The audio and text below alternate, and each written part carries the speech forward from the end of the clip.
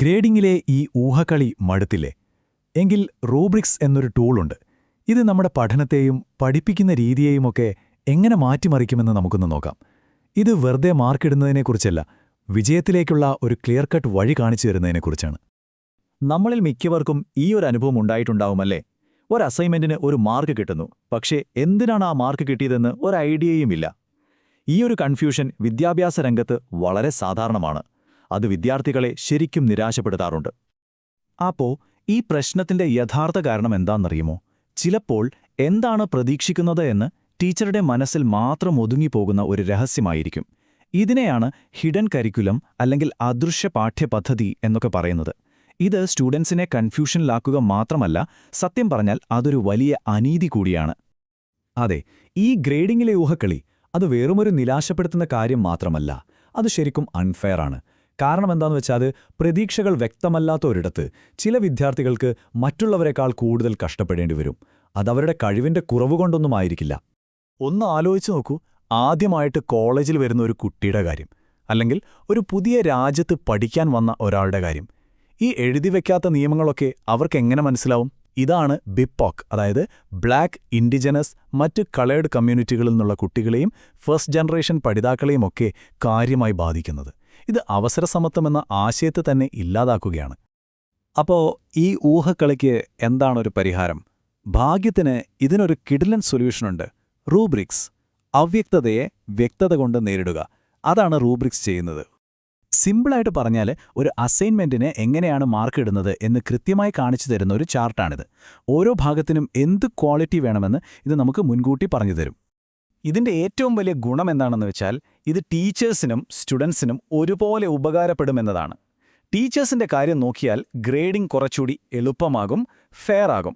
ഇനി സ്റ്റുഡൻസിന്റെ ഭാഗത്തു നിന്ന് നോക്കിയാലോ, അവർക്ക് വിജയിക്കാൻ വേണ്ടിയുള്ള ഒരു ക്ലിയർ റോഡ് മാപ്പ് കിട്ടുകയാണ്. എവിടെയാണ് ഇംപ്രൂവ് ചെയ്യേണ്ടത് എന്ന് കറക്റ്റായിട്ട് മനസ്സിലാക്കാനും ഇത് സഹായിക്കും. പക്ഷേ ഇവിടെ സ്വാഭാവികമായും ഒരു ചോദ്യം വരാം. ഇതൊക്കെ ക്രിയേറ്റിവിറ്റിയെ ഇല്ലാതാക്കില്ലേ? ഇങ്ങനെ കൃത്യമായ റൂൾസൊക്കെ കൊടുത്താൽ കുട്ടികൾ ഒരു ബോക്സിനുള്ളിൽ ഒതുങ്ങിപ്പോവില്ലേ? എന്നാൽ സത്യം പറഞ്ഞാൽ നേരെ തിരിച്ചാണ് സംഭവിക്കുന്നത്. അടിസ്ഥാന കാര്യങ്ങൾ ക്ലിയറായി കിട്ടുമ്പോൾ എന്താ ചെയ്യേണ്ടതെന്ന് ടെൻഷൻ അടിക്കുന്നതിനു പകരം ഇതെങ്ങനെ ക്രിയേറ്റീവായിട്ട് ചെയ്യാമെന്ന് അവർക്ക് ചിന്തിക്കാൻ പറ്റും. പഠനങ്ങൾ കാണിക്കുന്നതും ഇതുതന്നെയാണ്. ഈയൊരു വ്യക്തത കിട്ടുന്നത് പ്രത്യേകിച്ച് നമ്മൾ നേരത്തെ പറഞ്ഞ BIPOC ഫസ്റ്റ് ജനറേഷൻ സ്റ്റുഡൻസിനൊക്കെ വലിയ സഹായമാണ്. അതായത് റൂബ്രിക്സ് ക്രിയേറ്റിവിറ്റിക്ക് ഒരു അടിത്തറ കൊടുക്കുകയാണ് ചെയ്യുന്നത്, അതിനെ കെട്ടിയിടുകയല്ല. ശരി, അപ്പോൾ റൂബ്രിക് എന്തിനാണ് ഇത്ര ഇമ്പോർട്ടൻ്റ് എന്ന് നമുക്ക് മനസ്സിലായി. ഇനി ഇതെങ്ങനെ ഉണ്ടാക്കാമെന്ന് നോക്കിയാലോ? വിജയത്തിലേക്കുള്ള ഒരു ബ്ലൂ പ്രിന്റ് എന്ന് തന്നെ പറയാം ഒരു നല്ല റൂബ്രിക്കിന്.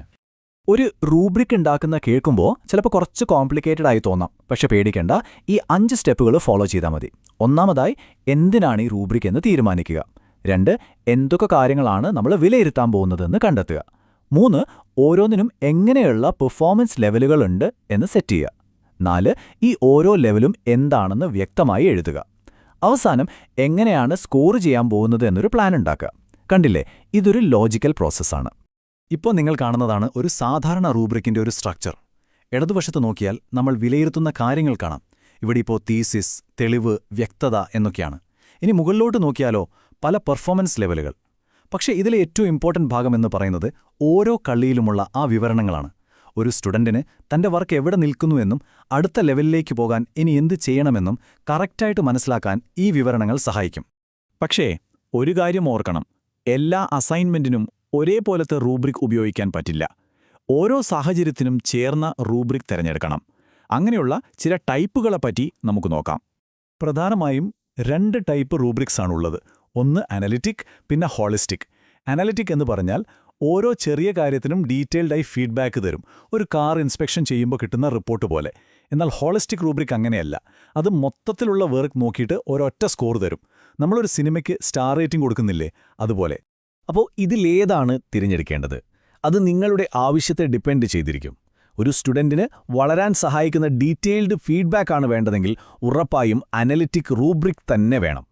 ഇനി ഒരു പ്രൊജക്റ്റിന്റെ ഓവറോൾ ക്വാളിറ്റി വേഗത്തിൽ അറിയണമെന്നുണ്ടെങ്കിൽ ഹോളിസ്റ്റിക് മതി.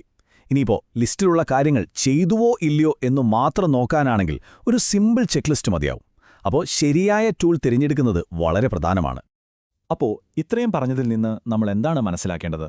റൂബ്രിക്സ് എന്ന് പറയുന്നത് വെറും ഒരു ഗ്രേഡിംഗ് ടൂൾ മാത്രമല്ല, അത് പഠിപ്പിക്കുന്ന രീതിയെയും പഠിക്കുന്ന രീതിയെയും ഒരുപോലെ മെച്ചപ്പെടുത്തുന്ന ഒന്നാണ്. റൂബ്രിക്സ് ഏറ്റവും നന്നായി ഉപയോഗിക്കാൻ ചില കാര്യങ്ങൾ ശ്രദ്ധിക്കാം. ഒന്നാമത്തെ കാര്യം, അസൈൻമെന്റ് കൊടുക്കുമ്പോൾ തന്നെ അതിന്റെ കൂടെ റൂബ്രിക്കും കൊടുക്കുക. അപ്പോൾ തുടക്കത്തിലെ എല്ലാവർക്കും ഒരു ക്ലാരിറ്റി കിട്ടും. രണ്ടാമതായി, പറ്റുമെങ്കിൽ സ്റ്റുഡൻസിനെയും കൂടെ കൂട്ടി റൂബ്രിക് ഉണ്ടാക്കുക. അപ്പോൾ അവർക്കൊരു ഓണർഷിപ്പ് ഫീൽ ചെയ്യും. പിന്നെ അവസാനത്തെ കാര്യം, ഇതൊരു ഫിക്സഡ് സാധനമല്ല. സ്റ്റുഡൻസിന്റെ വർക്ക് അനുസരിച്ച് ഇതിൽ മാറ്റങ്ങൾ വരുത്താൻ നമ്മളെപ്പോഴും റെഡി ആയിരിക്കണം.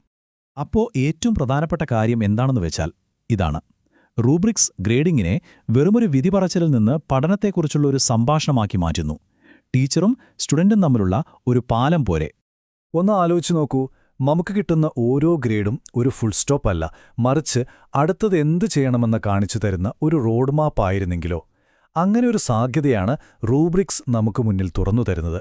അവ്യക്തതയിൽ നിന്ന് വ്യക്തതയിലേക്കും ഊഹക്കളിയിൽ നിന്ന് യഥാർത്ഥ വിജയത്തിലേക്കുമുള്ള ഒരു വഴി.